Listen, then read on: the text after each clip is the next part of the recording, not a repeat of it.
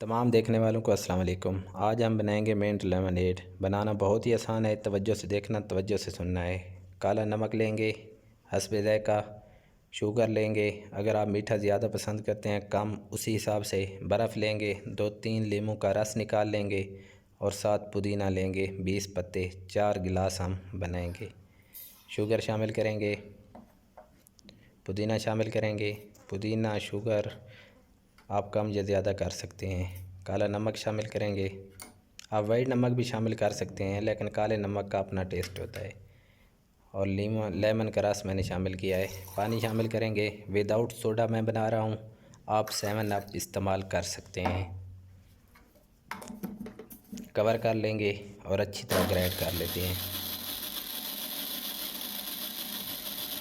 गर्मियों में बनाएं, बहुत ही मज़े का बनता है और गर्मी का तोड़ है। महंगाई का दौर है, इतना ज़्यादा महंगा भी नहीं पड़ता।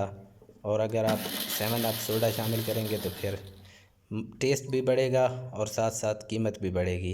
बर्फ़ शामिल करेंगे, अच्छी तरह ग्राइंड करेंगे।